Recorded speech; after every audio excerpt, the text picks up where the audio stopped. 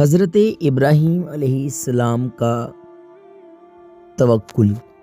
روایت ہے کہ جب نمرود نے اپنی ساری قوم کے روبرو حضرت ابراہیم علیہ السلام کو آگ میں پھینک دیا تو زمین و آسمان کی تمام مخلوقات چیخ مار مار کر بارگاہ خداوندی میں عرض کرنے لگیں کہ خداوند، تیرے خلیل آگ میں ڈالے جا رہے ہیں اور ان کے سوا زمین میں کوئی اور انسان تیری توحید کا علمدار اور تیرا پرستار نہیں، لہٰذا تو اجازت دے کہ ہم ان کی امداد و نصرت کریں۔ تو اللہ تعالیٰ نے فرمایا کہ ابراہیم میرے خلیل ہیں اور میں ان کا معبود ہوں، تو اگر حضرت ابراہیم علیہ السلام سبوں سے فریاد کر کے مدد طلب کریں تو میری اجازت ہے کہ سب ان کی مدد کرو، اور اگر وہ میرے سوا کسی اور سے کوئی مدد طلب نہ کریں تو تم سب سن لو کہ میں ان کا دوست اور حامی و مددگار ہوں، لہٰذا تم سب ان کا معاملہ میرے اوپر چھوڑ دو۔ اس کے بعد آپ کے پاس پانی کا فرشتہ آیا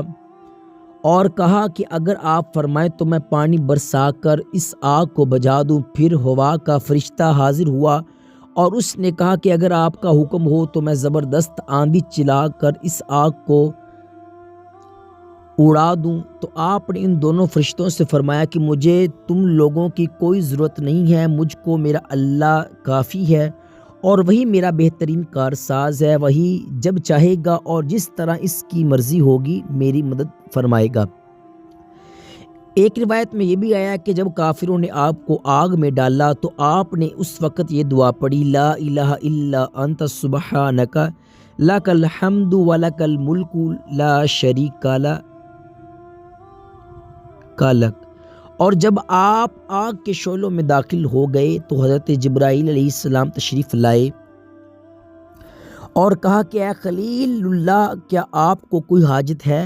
تو آپ نے فرمایا کہ تم سے کوئی حاجت نہیں ہے۔ تو حضرت جبرائیل امین علیہ السلام نے کہا کہ کیا پھر خدا ہی سے اپنی حاجت عرض کیجئے۔ تو آپ نے جواب دیا کہ وہ میرے حال کو خوب جانتا ہے، لہٰذا مجھے اس سے سوال کرنے کی کوئی ضرورت ہی نہیں۔ اس وقت حضرت ابراہیم علیہ السلام کی عمر شریف 16 یا 20 برس کی تھی۔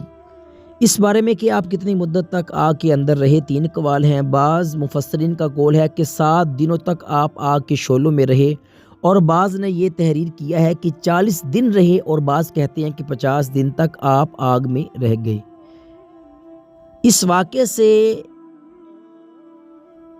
ان لوگوں کو تسلی ملتی ہے جو باطل کی طاغوتی طاقتوں کے بالمقابل استقامت کا پہاڑ بن کر ڈٹ جاتے ہیں، کہ آج بھی ہو جو ابراہیم کا ایمان پیدا، آج بھی ہو جو ابراہیم کا ایمان پیدا، آگ کر سکتی ہے اندازے گلستاں پیدا۔